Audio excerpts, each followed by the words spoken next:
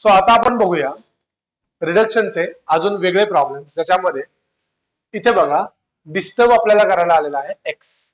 आपल्याला कोण डिस्टर्ब करतोय? एक्स. हा जर एक्स नसता तर हा आपला स्टँडर्ड क्वेश्चन असता, राईट. सो आता एक्स आल्यावर, अशी छोटीशी गोष्ट आल्यावर काय करायचं? How to solve this question? Step number 1, let's name this equation as I. मी या इक्वेशनला काय नाव देतोय? I. And I am going to use very important property of integration. जी प्रॉपर्टी आहे 0 to a f of x can be written as 0 to a f of a minus x dx. 0 to a f of x can be written as 0 to a f of a minus x. म्हणजे काय? या दोघांमध्ये काय change झालंय? Limits त्याचे, dx त्याचे, f त्याचे, सगळं त्याचे, फक्त ब्रॅकेटच्या आतमध्ये x होता आणि इथे आहे a मायनस एक्स. स्टेटमेंट काय म्हणतं माहिती काय? जिथे जिथे x तिथे तिथे लिहू शकतो आपण a मायनस एक्स. म्हणजे थोडक्यात जिथे जिथे x तिथे तिथे आपण लिहू शकतो upper limit minus x. So ही प्रॉपर्टी मी ह्या क्वेश्चन साठी यूज केली तर काही बदलणार नाही, फक्त काय बदलेल बघा,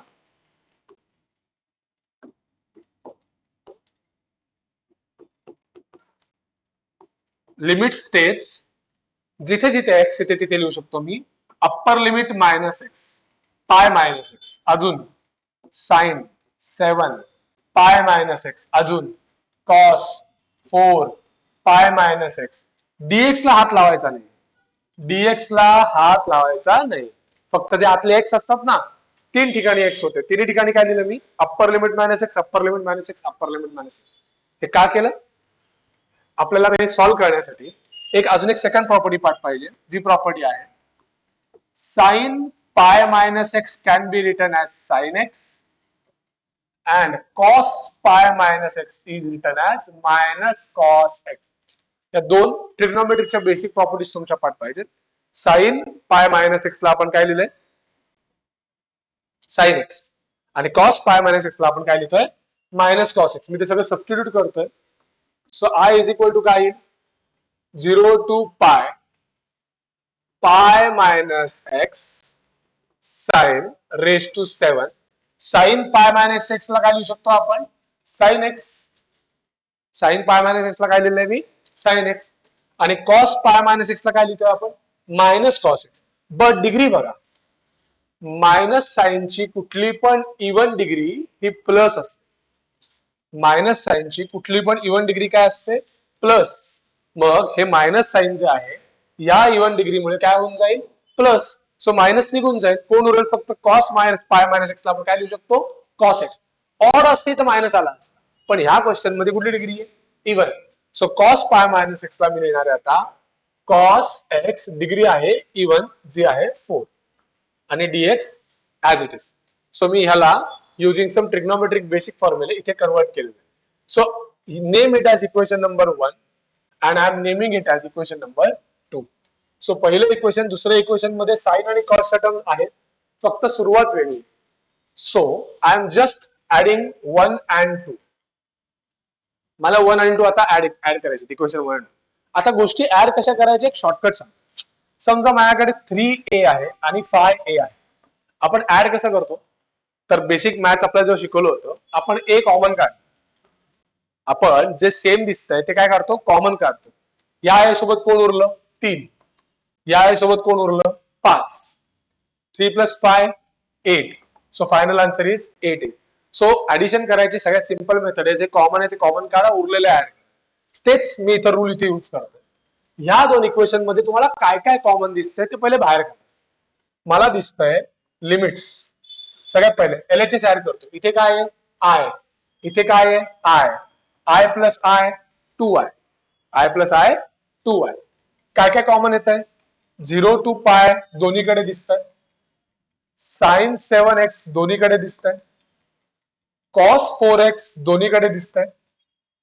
dx दोन्हीकडे दिसतंय. मग ऍड करायचं उरलं काय? तर इथे उरला x आणि इथे उरला plus pi minus x. So this is a very shortcut to add something.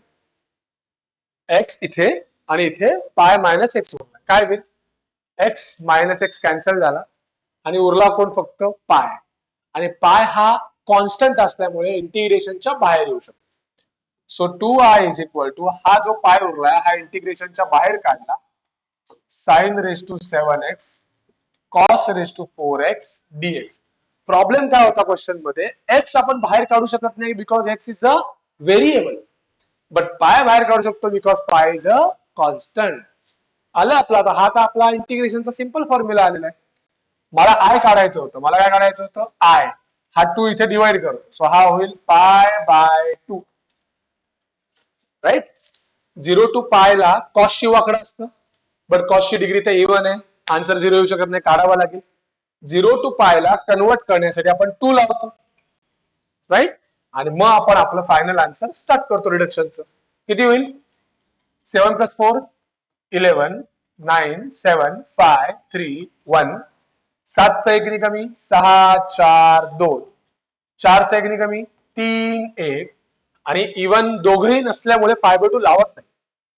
दोघे इव्हन असते तर काय लावलं असतं? पाय by 2. Done. Your answer is ready. टाका कॅल्शियम मध्ये आणि जे काय आन्सर आहे ते सांगा. फाइंड करा फायनल आन्सर. चलो, final answer will be 16 pi by 1155. हे कॅल्शियम टाका उत्तर तुमचं 16 पाय बाय 1155. सो हा क्वेश्चन मी आयडेंटिफाय कसा केला? एक्स आल्यामुळे मला हे सगळे झोल करावे लागले. ओके, लक्षात ठेवा. एक्स नसता तर आन्सर रेडी होता आपलं, जे नॉर्मल रिडक्शनचं आहे. एक्स असल्यावर काय करायचे कळले नक्की? Because x is not a constant, आपण बाहेर काढू शकत नाही. नक्की कळलंय? Any doubt? लिहून घ्या. सो इथपासून आपण स्टार्ट करतोय रिडक्शन फॉर्म्युलेज बनवणं वेगवेगळ्या फंक्शनसाठी. सो आतापर्यंत आपण साइन आणि कॉसचे रेडीमेड रिडक्शन फॉर्म्युले जे होते ते यूज केले.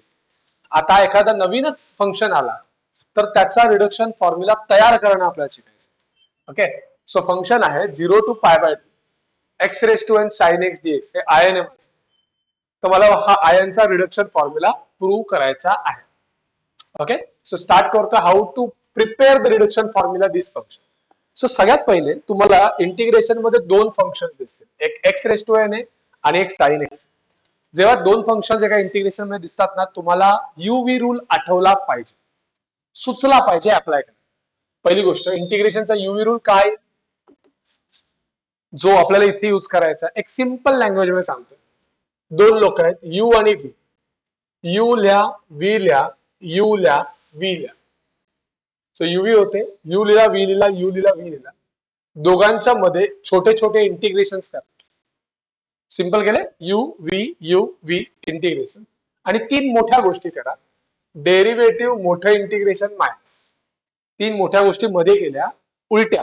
डेरिव्हेटिव्ह मोठं integration minus. So this is the formula for UV integration, जो इथे यूज करायचा.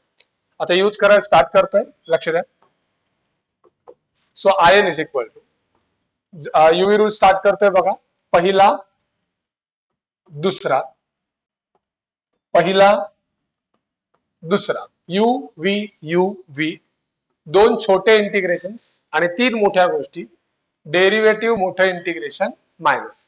सगळ्या इंटिग्रेशनचे लिमिट्स जे क्वेश्चनचे लिमिट्स आहेत 0 to pi by 2, 0 to pi by 2, 0 to pi by 2. Then UV rule. So step number 1 will be always UV rule. Step number 2, जे काही integration derivative लावलेत ते अप्लाय करा. एक्स रेस टू एन तसाच. Sign एक्सचा integration काय असतं? साइनचा integration minus cos आणि कॉसचा इंटिग्रेशन साइन. डेरिव्हेटिव्हच्या बरोबर उलट काम करताय. साइनचा डेरिव्हेटिव्ह काय असतो? कॉस. पण साइनचं इंटिग्रेशन मायनस कॉस. सो साइनचं इंटिग्रेशन आहे मायनस कॉस एक्स. लिमिट्स दोघांना अप्लाय झाले. लिमिट्स जरी हा इंटिग्रेशनचा इथे भाग नाहीये तरी हे लिमिट्स दोघांना अप्लाय का झाले? कारण जरी हा ह्या इंटिग्रेशनचा पार्ट नसला तरी ह्या युव्ही रूलचा तर पार्ट आहे तो.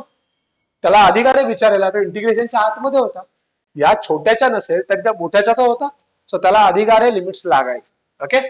मायनस मोठ्या इंटिग्रेशनला शेवटपर्यंत हात लावायचा नाही. शेवटपर्यंत मोठ्या इंटिग्रेशनला हात लावायचा नाही. What is derivative of x raise to n? आपला basic formula n x raised to n minus 1, derivative of x raised to n. And what is integration of sin x? Minus cos x. आणि dx compulsory आहे. dx कोणासोबत असतो? Integration सोबत असतो. जोपर्यंत मोठं integration संपत नाही dx जाणार नाही. चला लिमिट्स लावूया. What do you mean by पाय by 2? What do you mean by पाय बाय 2? पाय बाय 2 म्हणजे 90.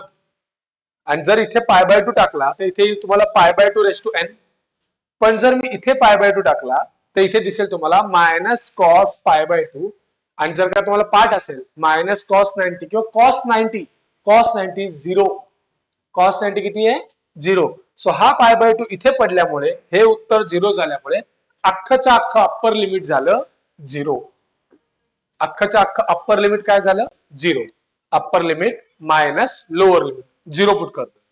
इथे जर मी 0 पुट केला तर 0 raise to everything is 0 and 0 into everything is 0. So lower limit पण झाला 0.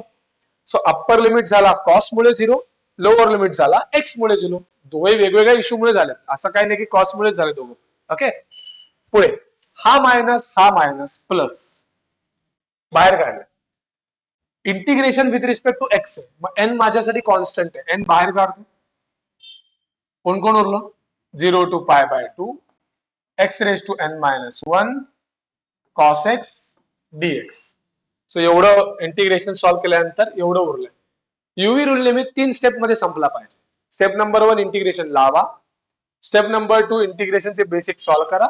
स्टेप नंबर 3 जे काय लिमिट्स आहेत, जे काय कॉन्स्टंट बाहेर काढायचे सगळं काढा. इथे युव्ही रूल संपला पाहिजे. अजूनही आन्सर येणार नाही आपलं. का सांगतो? आपला जो क्वेश्चन होता ह्याच्यामध्ये एक्स आणि साइन होता, तरच आपण बॅक कम्पेअर करू शकतो. आपलं जे उत्तर आलंय त्याच्यात एक्स आणि कॉस आलंय. We cannot compare this question to this question, right? हे आलेलं आपण कम्पेअर करू शकत नाही. सो थांबायचं नाही. आपल्याला अजून एकदा युव्ही रूल करायचा आहे, जेणेकरून इथे कॉसचं काय होऊन जाईल? साइन. आणि मी कम्पेअर करू शकतो. सो थोडक्यात अशा टाईपच्या क्वेश्चनला तुम्हाला दोनदा युव्ही रूल लावायचा. पहिला युव्ही रूल 3 स्टेपचा, दुसरा युव्ही रूल 3 स्टेपचा. बस संपलं उत्तर. 6 स्टेपचं सोल्युशन आहे हे अशा प्रकारचं. ओके. सो अजून एकदा युव्ही रूल स्टार्ट करतोय मी इथे. हा तर गेलाय, कॅन्सल झालाय. हा एन तसाच. एन ला हात लावला नाही. इथे युव्ही रूल स्टार्ट करतोय. 2 लोक दिसतात का? परत लिहितोय. पहिला, दुसरा, पहिला, दुसरा. यू व्ही छोटे 2 इंटिग्रेशन आणि 3 मोठ्या गोष्टी डेरिव्हेटिव्ह इंटिग्रेशन मायनस. लिमिट्स जे क्वेश्चनचे तेच राहणार, बदलणार नाही. आणि शेवटी येणार माझा एक डीएक्स जो इंटिग्रेशनचा पार्ट असतो. स्टेप नंबर 2 यू इंटिग्रेट करायला घेतोय. X raise to n minus 1 तसाच. कॉस एक्सचं इंटिग्रेशन असतं साइन एक्स. मोठे आणि लगेच लिमिट्स लावून टाकतोय. लिमिट्स येतील याचे 0 टू पाय बाय 2 मायनस. मोठ्या इंटिग्रेशनला शेवटपर्यंत हात लावायचा नाही. बोला derivative of x raise to n minus 1. X raise to n minus 1 चा डेरिव्हेटिव्ह काय येईल? वरचा नंबर खाली एक्स रेस टू वरच्या नंबर मध्ये 1 नी कमी. What is n minus 1 minus 1? It is n minus 2. So जर x raise to n minus 1 चा डेरिव्हेटिव्ह काढाल तर असतो n minus 1 x raise to n minus 2. Cos एक्सचा इंटिग्रेशन साइन एक्स आणि तुमचा राहिला शेवटचा डीएक्स. सो युव्ही रूल किती स्टेप मध्ये संपला पाहिजे? 3 स्टेप. पहिली लावा युव्ही रूल, सेकंड इंटिग्रेट करा, थर्ड स्टेप मध्ये सोल्युशन काढा. चलो. हा एन तसाच, हा एन तसाच. अप्पर लिमिट लावतो. इथे काय येईल? Pi by 2 raise to n minus 1 आणि साइन पाय बाय 2. साइन 90 किती असतो? 1. मग 1 कशाला लिहायचा? संपलं इथे, right? Pi by 2 raise to n minus 1 upper limit आणि साइन पाय बाय 2 इज 1 लिहिलं नाही. आणि जर का मी 0 पुट केला तर 0 into everything will be 0. Lower limit पण लिहायची गरज नाही. संपलं इथे. Minus with respect to x करतोय. एन मायनस 1 आपला कॉन्स्टंट आहे. मग कोण कोण उरलं? 0 to pi by 2 x raise to n minus 2 sine x dx. बाकी ऍज इट इज लिहून घेतलं. आता आलं इथे एक्स आणि साइन. आता काय आलं? एक्स आणि साइन. आता एक छोटीशी कन्सेप्ट नीट समजून घ्या. मी आय एन कोणाला नाव देणार? आय एनच नाव का? कारण एक्सच्या वरती जो बसलाय ते माझं नाव. या क्वेश्चन साठी एक्सच्या वर कोण बसलाय? एन. मग माझं नाव आय एन. एक्सच्या वर 5 असतं तर माझं नाव आय 5. एक्सच्या वर वाय असतं तर माझं नाव आय वाय. एक्सच्या वर n-2 बसलाय तर माझं नाव आय n-2. बट त्याच्यासाठी ह्या सगळ्या टर्म सेम पाहिजे आहेत का बघा. Integration x sine dx, integration x sine dx सगळं सेम आहे. तर माझं नाव काय? एक्सच्या वरची पॉवर. सो इथे माझं नाव काय? I n-2. सो हे परत लिहितोय मी. हा n तसाच π/2 raised to n-1. हा n-1 तसाच आणि याचं नाव काय आहे? I n-2. त्याचं नाव काय? I n-2. सो आता n जर का मी आत घेतला तर n ह्याला पण मल्टिप्लाय होईल, ह्याला पण मल्टिप्लाय होईल. काय होईल? n π/2 raised to n-1 minus n-1 in-2. So hence proved. Hence proved. So अशा प्रकारे तुम्हाला हा रिडक्शन फॉर्म्युला यूज करता बनवता आला पाहिजे. Okay, how to make reduction formula. X आणि साइन दोन टर्म्स असल्यामुळे मी स्टार्ट केलं यू रूलनी. इथं एक्स आणि कॉस आल्यामुळे कम्पेअर नाही करता आलं, मला माझं नाव देता नाही आलं, म्हणून परत एकदा यू रूल लावला. सो यू रूलला किती स्टेप्स लागतात? 3. यू रूलला किती स्टेप्स लागतात? 3. हे फक्त मी नाव दिलं आणि माझा आन्सर हेन्स प्रूव्ड सम.